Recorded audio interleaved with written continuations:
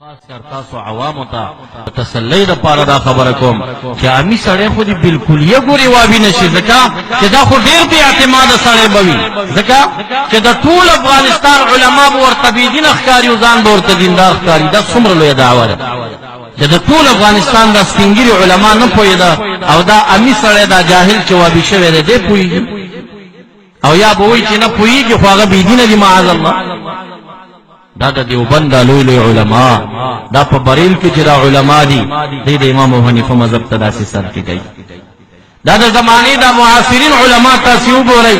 هغه امي وابي ته وایم لږ ګریوان کې سر ټیټ کا ته د مفتي فرید صاحب رحمت الله علیه نه ولې علمیت کې ځای دی چې هغه د حنفیت چغه وهي ته د ډاګۍ شیخ صاحب نه علمیت کې ځای دی چې هغه تقریبا 48 کاله د بخاري درس کړی دی دا کال 48 کاله 48 ځل د بخاري د درس دی خو هغه د بخاري نه وځي او تا بخاري اسې لاس کې نیولې ده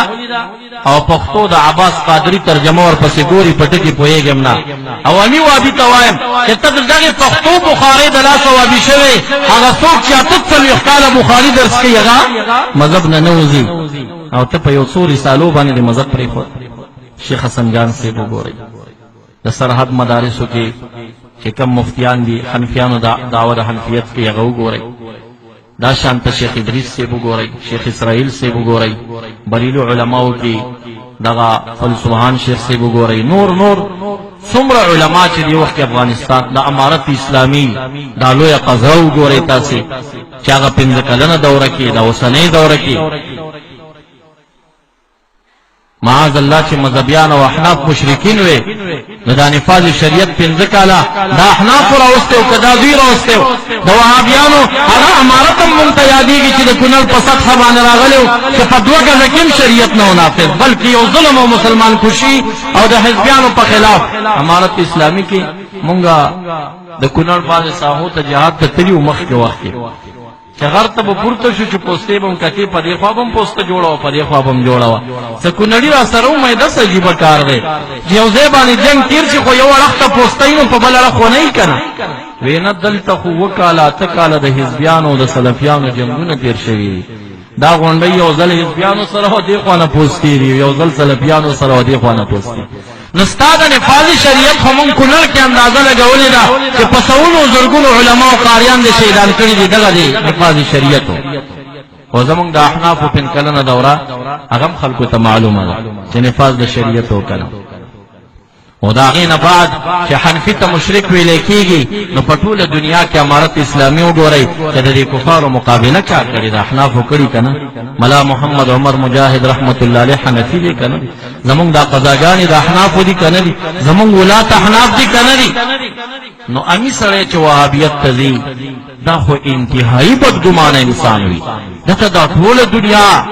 بېدینه ښکاري او دا خپله دینداري ورته مقدمه ښکارېږي ډېر احتیاط وکئ په هر لباس کې ډاکوان د دین دی بلکې علما دا فیصله کوي چې الله مذهبیه قنطرة الله دینیه د مذهب نه وتل د بېدینۍ په پل روانېدل دي ګورئ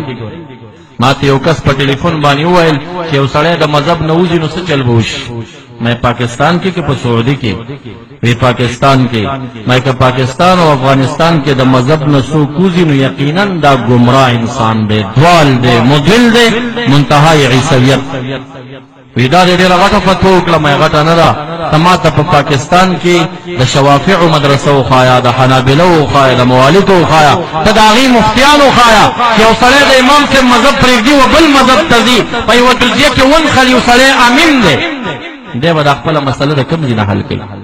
خو دی چې د مذهب نه وتې هم د بېدینۍ لپاره وتی که نه مقصد یې دا دی چې زاره پابندي د ځان نه لرې کړم زما پیچیده مسلې به نه حل کېږي ازاده زندګي به تېروم الحمدلله د امام ابو حنیفه رحمت الله علیه مذهب د قرآن او د سنت موافق بلکې په ډېرو پیچیده ځایونو کې دی مبارکو ډېرې اسانه لارې خلکو ته ښودلې او کوشش یې دا کړی دی چې یو حدیث هم بې عمله پاتې نه شي او که ډېر زیاته معارضه مخې ته راغلې ده نو د معلومیت د تاریخ په وجه باندې به یې قول د نسخې کړي چې دا قول مقدم دی دا قول مؤخر دی لهذا هغه منسوخ دی دا ورته ناسخ دی او هغه د مجتهدینو وظیفه ده مجتهد دا کار کولی شي د دوی کار هم دا دی پیوشی باندې د فرض حکم یا د سنت او د واجب حکم دا د مجتهدین وظیفه ده هغه اصول ته وګوري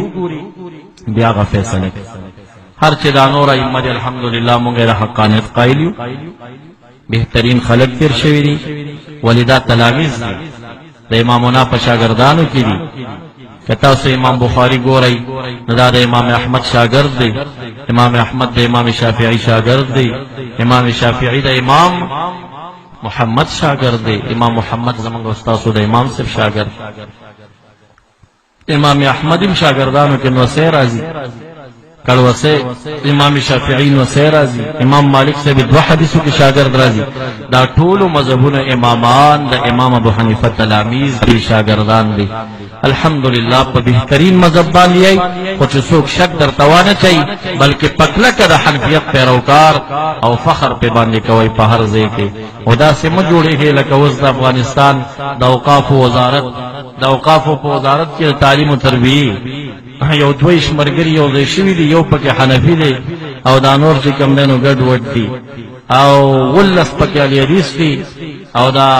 دری یا سلور چی کم دی نو دی حنفی ما توویل چی دیو سلور مرگری لرم پکی احنافا ہوئی دیر بے غیرت احناف دی میں سنگا ویچی وابیا نگوری بے پا جراب و مسی شروع کی چی دی چوکای نمیلری نکی ویدا سی بے غیرت احناف یار ما ورتوی میں دغی تخو اہل سنت مو آیا دیتا زا اہل سوٹن مو آیا ما اہل سوٹن